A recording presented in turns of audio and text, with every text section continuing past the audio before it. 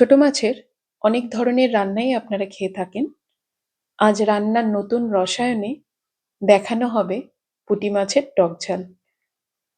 আমার মায়ের হাতের এই রান্না আমার ভীষণ প্রিয়, তাই আমার মায়ের এই রেসিপিটি আপনাদের সকলের সাথে শেয়ার করে নিতে চাইছি।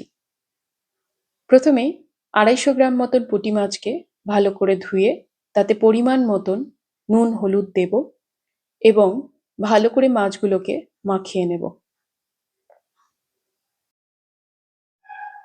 এরপর একটি কড়াইয়ে মাছ ভাজার জন্য সর্ষের তেল দেব। তেল গরম হয়ে গেলে আমাদের আগে থেকে নুন হলুদ দিয়ে মেখে রাখা মাছগুলোকে ভাজতে দিয়ে দেব। একদিকটা ভাজা হয়ে গেলে আর একদিকটা উল্টে দেব।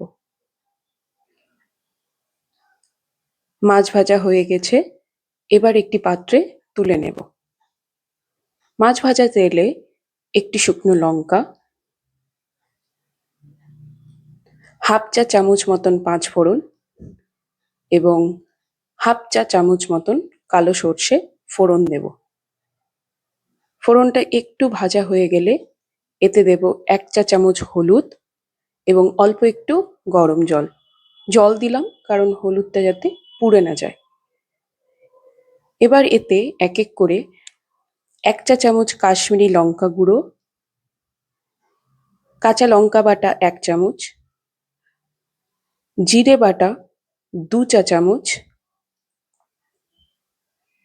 এবং আদা বাটা হাফ চামচ মতন। সব মশলা দেওয়ার পর একটু গরম জল দেব এবং খুন্তি দিয়ে মশলাটাকে নেড়ে নেব। আমাদের গ্যাসের আঁচ থাকবে একদম মাঝারি।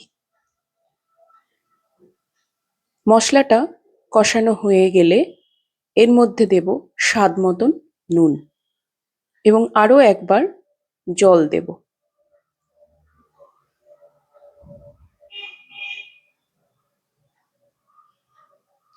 এবার এতে দেব 1 চামচ মতন গুড়।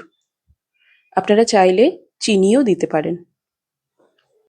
গুড় দেওয়া হয়ে গেলে এরপরে মশলাতে দেব 2টো পাকা লঙ্কা আর আগে থেকে ভিজিয়ে রাখা তেঁতুলের 3 চামচ মতন ঘন জল।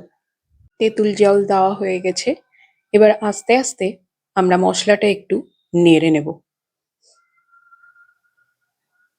2-3 মিনিট পরে যখন মশলাটা একটু শুকিয়ে আসবে, এবার এতে পরিমাণ মতন গরম জল দেব। এবার ঝোলটা ফুটে গেলে আগে থেকে ভেজে রাখা মাছগুলোকে দিয়ে দিতে হবে। মাছগুলো ঝোলে দেওয়ার পর কড়াইয়ে একটা ঢাকা দিয়ে রাখবো। মিনিট খানেক পরেই আমাদের পুঁটি মাছের টক ঝাল একদম রেডি হয়ে যাবে। এবার কড়াই থেকে একটা পাত্রে ঢেলে নেব।